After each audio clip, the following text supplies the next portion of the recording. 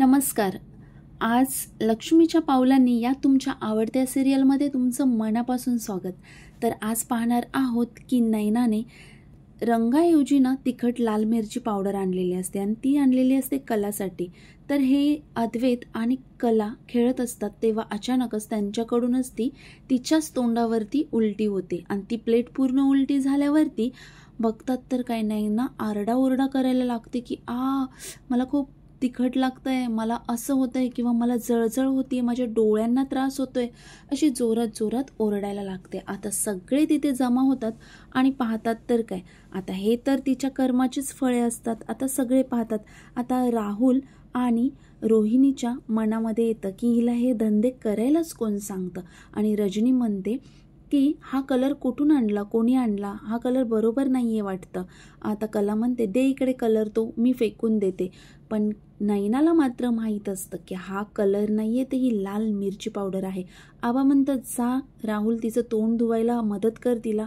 आता ती जाते आणि तोंड धुवत असते आणि तेव्हाच राहुल म्हणतो हे काय केलं आहे. आता रोहिणी म्हणते नसते ते धंदेच कशाला करता की ज्या गोष्टींमुळे आपल्यावरच सगळ्या काही गोष्टी येतील.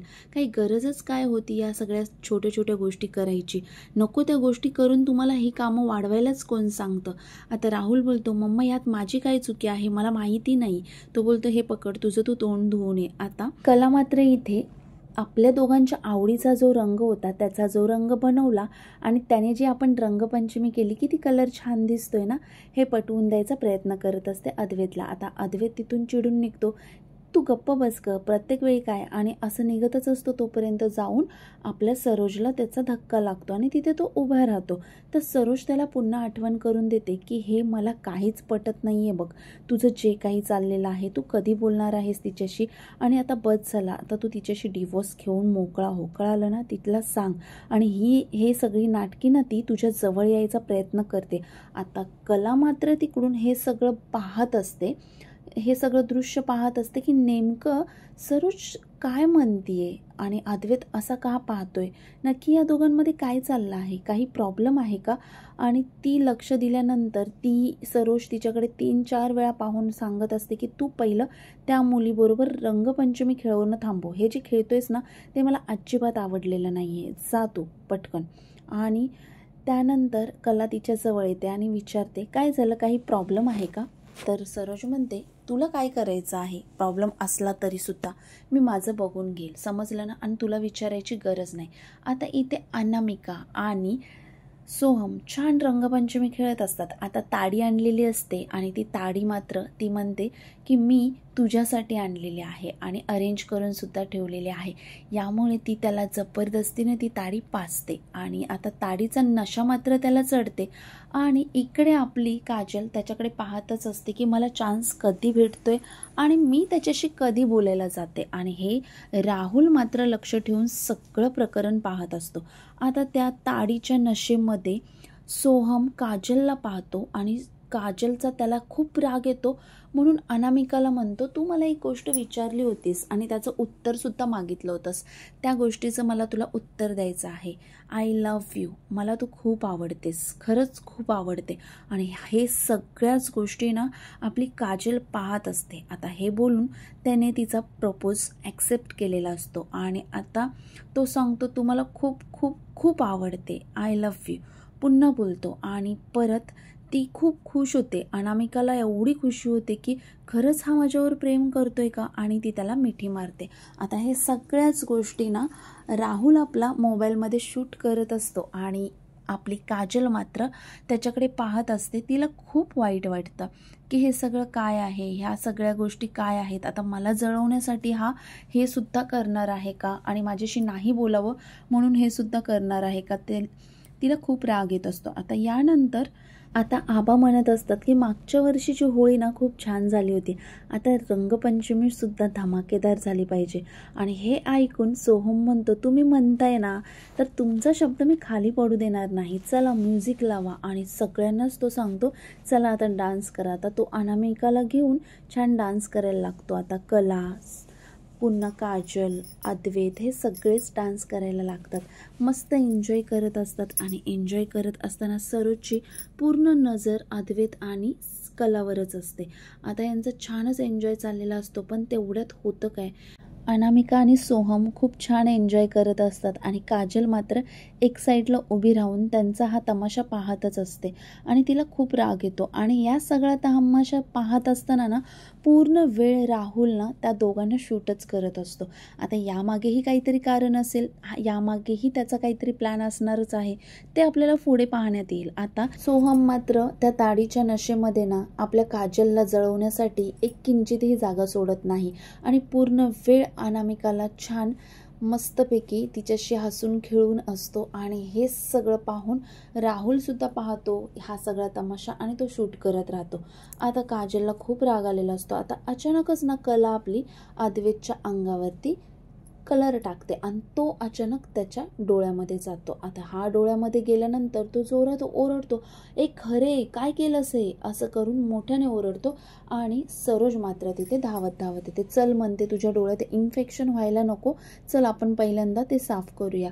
आणि त्याला आतमध्ये रूममध्ये घेऊन जाते. आता आतमध्ये रूममध्ये घेऊन गेल्यावरती कला पण कासावीस होते. तिलाही असं वाटतं की मलाही जायला हवं आणि त्यानंतर ती सुद्धा निघून जाते. आता इथे मात्र आपली रोहिणी विचार करते की आता सरोज ना याच गोष्टीचं मोठं वातावरण पेटवून देणार आणि अद्वैतला पटवून देणार की तिने कसं ना तुझ्या डोळ्यामध्ये कलर टाकला आणि याच गोष्टीवरून छान मिरची मसाला लावून भडकवणार.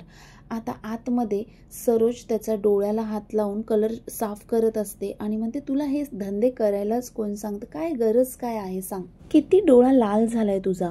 तेवढ्यात अद्वैत म्हणतो, आई अगं तू बघितलंस ना, ती खरे मी कुठे काय. तर ती म्हणते, कसं ना, आणि तू पाहिलंस ना ती कशी खेळत होती, त्यामुळे औषधाला धड नाहीये ती मुलगी.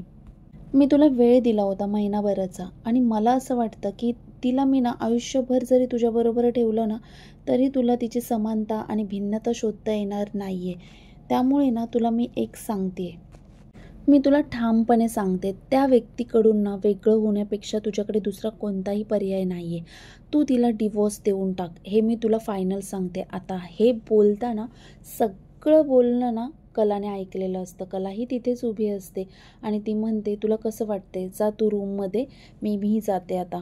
आणि तो निघून जातो तिथून आणि तीही जाते. पण या अगोदर मिरची मसाला लावून जे काही ती ऐकवत असते अद्वैतला की लवकरात लवकर डिवोर्स घेऊन टाक आणि या सगळ्यावर तो मान हलवत असतो, हे सगळं काही ना आपल्या कलाने पाहिलेलं असतं.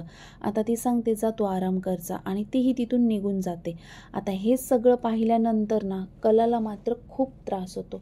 कलाला कळतं की या सगळ्या गोष्टी मागचं कारण म्हणजे ज्या सगळ्या गोष्टी मागे मला अद्वैत जे काही सुनवत होता, जे काही समानता भिन्नता शोधत होता आपल्या नात्यामधली, या सगळ्याच गोष्टींमागे सरोज मॅडमचा हात आहे. आणि सरोज मॅडम स्वतःच्या मुलासोबत असं वागतायत, त्याच्या संसारात ढवळाढवळ करतायत. मला किती त्रास दिला, समानता भिन्नता हे बोर्डवरती त्याने लिहिलं, ह्या सगळ्याच गोष्टींमागे सरोज मॅडमचा हात आहे. आणि त्याने सांगितलं, जर हे आपलं जुळत नसेल तर आपण डिवोर्स घेऊन टाकू म्हणून सांगितलं. कसं काय हे सगळं बोलू शकतो. आता इकडे मात्र आपली काजल ही त्या सगळ्या जुन्या आठवणींमध्ये गेलेली असते की कसं ना मला सोहमने ओरडला, कसं ना अनामिका सोबत राहतोय आणि या सगळ्या गोष्टी ती समोर पाहत असते.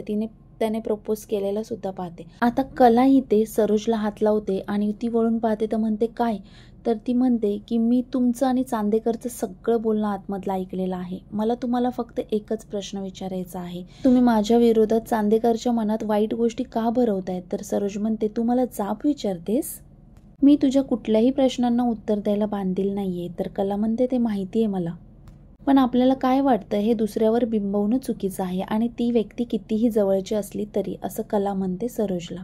सरोज मॅडम, तुमचा मुलगा तुमच्या शब्दाबाहेर नाहीये हे तुम्हाला माहिती आहे, तरी सुद्धा तुम्ही तुमची मतं त्याच्यावर का लादताय. तुमच्या मतांप्रमाणे त्याचा दृष्टिकोन का बदलताय, त्याला त्याचा अनुभव घेऊ द्या ना. मला एक गोष्ट लक्षात येत नाहीये का, तुमच्या या वागण्यामुळे त्याचा संसार धोक्यात आहे. नाही, तुमच्या मनात माझ्याबद्दल भरपूर सारे गैरसमज आहे, ते दूर करायचे टाकून, त्यावर शहानिशा करायची टाकून तुम्ही चांदेकरच्या मनात माझ्या विरोधात तेच गैरसमज भरवताय. असं करू नका, हवं तर तुम्ही माझ्याशी येऊन बोला. तर सरोज म्हणते, पहिली गोष्ट म्हणजे मी माझ्या मुलाशी काय बोलायचं हे तुझ्यासारख्या तिसऱ्या व्यक्तीने येऊन सांगायची मला गरज नाही. दुसरी गोष्ट, तुझं लग्न झालंय म्हणून तू या घरात आहेस, म्हणून तुझा स्वीकार केलाय असं होत नाही. म्हणजे मी तर केलेलं नाही, ना घरच्यांनी केलंय ना अद्वैतने केलंय. नाही, काही लोकांची सहानुभूती आहे तुला, पण म्हणूनच तुझा मोठा गैरसमज झालाय. एकदा स्वतःला विचारून बघ की मी नक्की कोण आहे आणि इथे काय करते. तुझ्या प्रश्नांची उत्तरं तुलाच मिळतील. हे बघ, माझा मुलगा ना खूप साधा आहे आणि त्याच्या स्वभावाचा फायदा जर कोणी घेतला ना तर मी त्याला सोडणार नाही. आणि तिसरी गोष्ट, मला जाब विचारायची तुला हिंमत झाली नाही पाहिजे, समजलं ना. आता एवढं सगळं सुनवून सरोज तिला तिथून निघून जात असते आणि तेवढ्यातच समोरून येणाऱ्या एका व्यक्तीच्या हातामध्ये ना कलरचं ताट असतं. त्यातला कलर घेते आणि मागे फिरते आणि कलाला मागे फिरवते आणि त्याच वेळेस त्या कलरमधून ना तिच्या गालाला खसकून एक कलर लावते आणि म्हणते की ही तुझी शेवटची होळी आहे या घरातली, समजलं ना. तर पुन्हा कलासुद्धा काय करते, तिच्या हातातला तोच कलर घेते आणि तिच्या गालाला लावते आणि म्हणते, रीती परंपरेनुसार मी या घरात माप ओलांडून आले. आता कोणी कितीही प्रयत्न केला तरी माझ्या आणि चांदेकरच्या नात्याचा बेरंग होणार नाही, याची मी स्वतः काळजी घेईन. Happy Holy. आता सरोज म्हणते ऑल द बेस्ट आणि तिला हात मिळवते आणि कला म्हणते नाईस. आता दोघींमध्ये हा मात्र मोठा चॅलेंजेस असतो आणि तो स्वीकारलेला असतो आपल्या कलाने की मी चांदेकरपासून वेगळी होणार नाही. आता इकडे मात्र सूर्य मावळतो आणि रात्र होते आणि त्यावेळेत नेमकं आपली कला तिच्या बेडरूममध्ये असते आणि सगळ्या गोष्टी तिला आठवत असतात की कशी सरोज मॅडम अद्वैतला भरवत होती आणि सांगत होती की तिच्याकडून डिवॉर्स घे. आता हे मात्र तिच्या मनामध्ये टोचायला लागतं सगळं.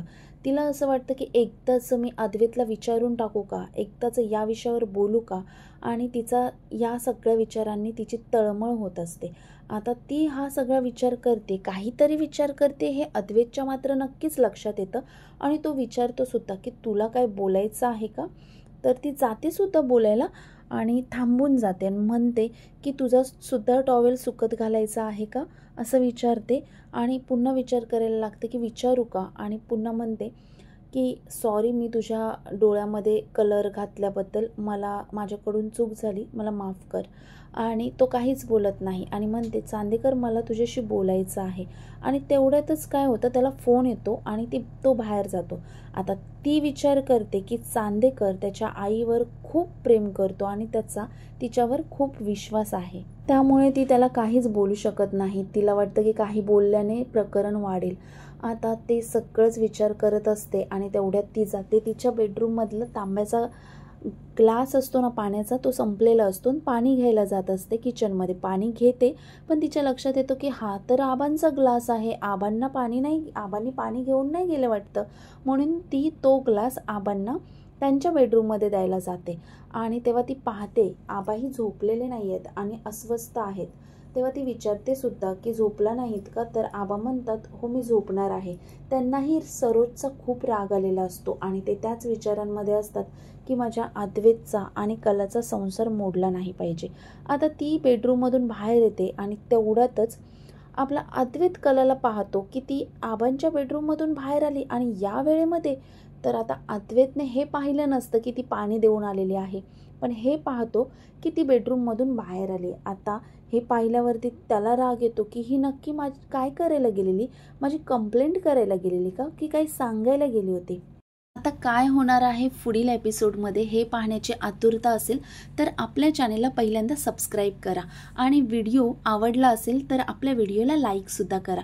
आणि तुम्हाला हा व्हिडिओ कसा वाटला किंवा कलाबद्दल काय मत आहे आणि अद्वैतबद्दलही काय मत आहे आणि सरोज जे करते ते बरोबर आहे का, याबद्दल तुम्ही कमेंट्समध्ये तुमची कमेंट्स करू शकता. पुन्हा भेटू नवीन एपिसोडसोबत.